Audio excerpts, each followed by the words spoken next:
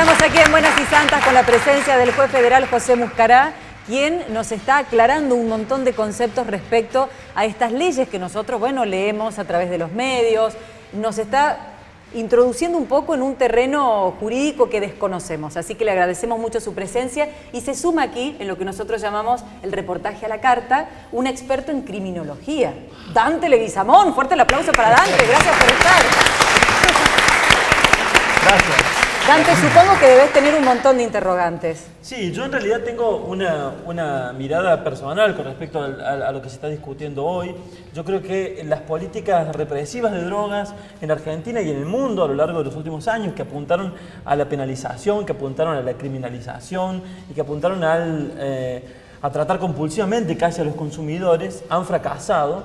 Y que lo que se está discutiendo a nivel nacional, que apunta a no criminalizar al consumidor, es una evolución muy importante, evolución para la que me da la sensación a mí, la provincia de Córdoba no ha sentido que tiene que sumarse a eso, porque la nueva ley, es cierto, como dice el juez Muscará, que no modifica nada sustancialmente de la ley anterior de drogas, pero sí se acerca a una cosa que a mí me parece peligrosa y que se ha aplicado en América Latina y en Estados Unidos fuertemente, que es hacer mucho circo en torno a la lucha contra el narcotráfico, como si poner mucha policía en la calle, darle armas a la policía y demás, fuera realmente combatir el narcotráfico o combatir las drogas. Yo creo que en ese punto es en donde la provincia de Córdoba se aleja de lo que se está discutiendo a nivel nacional, que apunta justamente a lo contrario, a identificar que los consumidores no son criminales,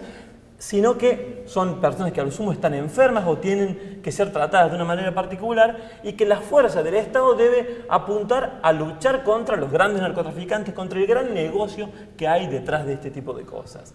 En ese contexto, yo le quería hacer una pregunta, juez, y tiene que ver con, usted lleva muchos años siendo juez, si usted se imaginaba hace 15 o 20 años que esta discusión que tenemos hoy de respetar la libertad del consumidor era posible en Argentina cuando usted empezó a ser juez federal.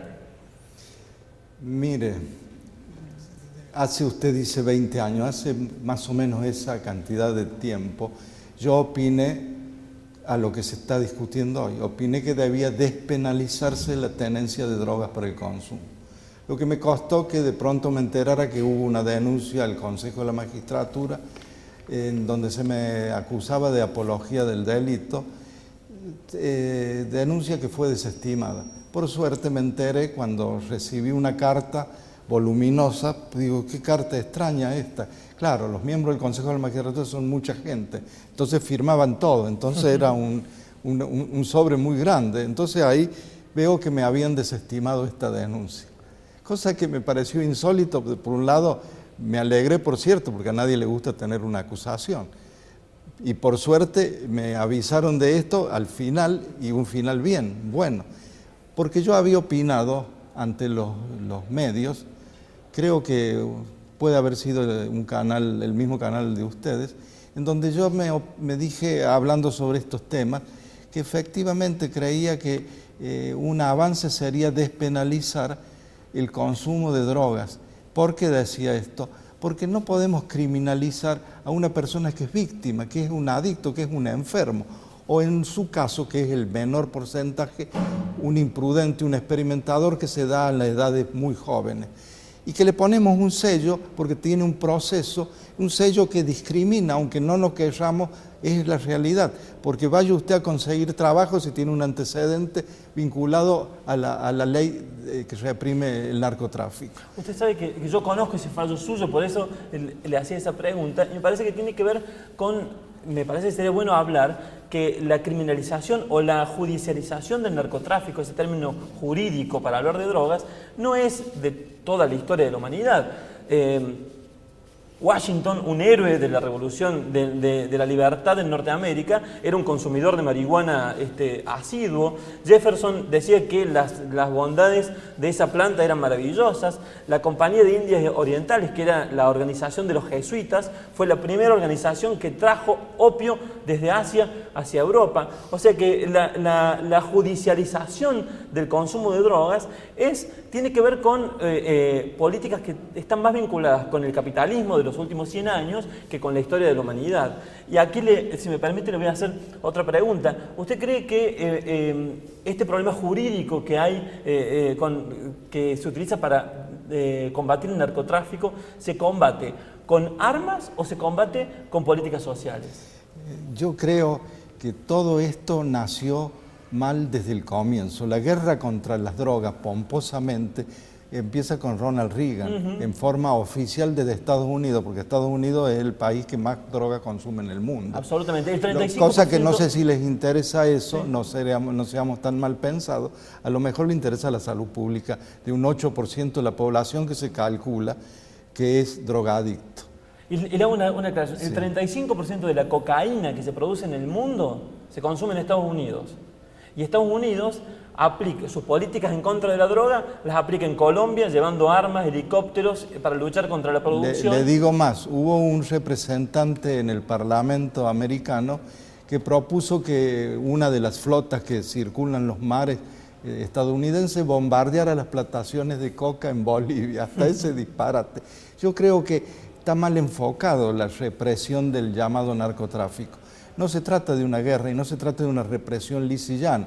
Hay que ubicarlo en su verdadero eje, que es la salud pública y la educación, que es donde deben centrarse todas las políticas, y luego vendrá la represión, y que va a ser mucho menor, porque esta guerra, ha nacido muerta y tiene derrota tras derrota.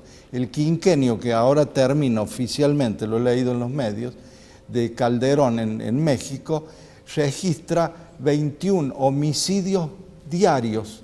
55.000 muertes desde que declaró. Así que imagínense si y no ha parado en manera alguna el consumo. Lo que pasa en Río, lo que pasa en la favela, bueno, hay muchos exponentes. Y yo creo que en ese sentido Argentina ha estado bastante bien posicionada, porque le digo, el caso Basterrica es de que antes de yo ser juez federal, cuando era juez en la provincia, ya se pensaba en proteger al adicto, y se declaró inconstitucional la penalización de la tenencia para el consumo de drogas, que luego se modifica durante la época, no quiero hacer de esto política, pero durante la democracia hay dos aspectos en la ley, en el Poder Judicial. Uno, favorable a la despenalización allá en los comienzos, y otro que se revierte y se inicia en Córdoba, con el caso Montalvo. Y hoy vuelve al caso Basterrica, la Corte actual, con el caso Arriola. Lo que hace que esto alguna vez los legisladores lo tomen para ver qué hacemos, porque está despenalizada de hecho, doctor, y de derecho, porque hay un fallo de la Corte, pero la ley existe. La ley penaliza la tenencia de drogas por el consumo. ¿Qué ocurre? Que se hace todo un procedimiento que después termina en nada, se archiva y no se imputa, doctor, pero se hace todo un desgaste.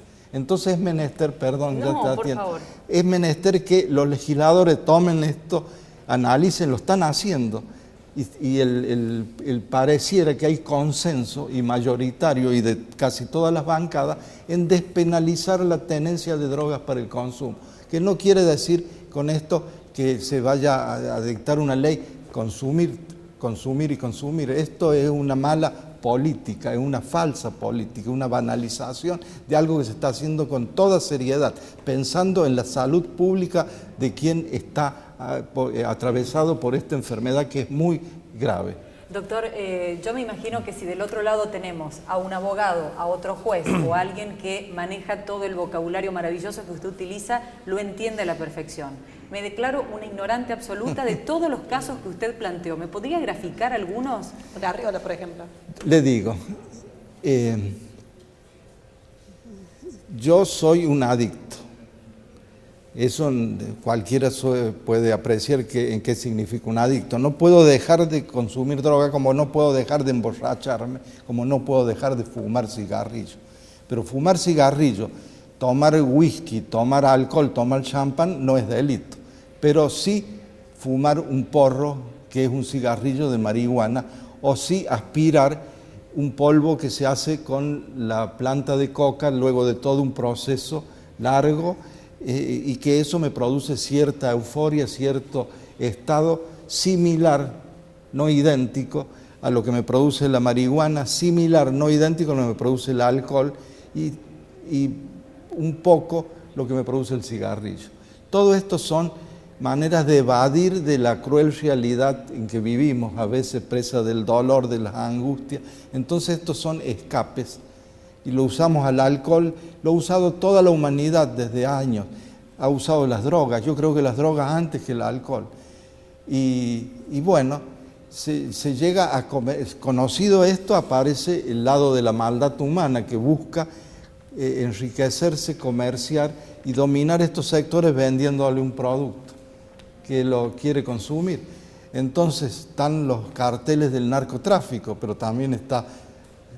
No doy nombre, pero los que fabrican champán, los que fabrican cigarrillos, también están aprovechando una especial adicción. Además, trae un cierto, es agradable, porque a muchos les gustará tomar champán, a muchos les gustará fumarse un cigarrillo. Y también habrá, pero no se dice porque es materia prohibida, el sentir los efectos de la cocaína, que dicen que uno se siente como nuevo, no se cansa.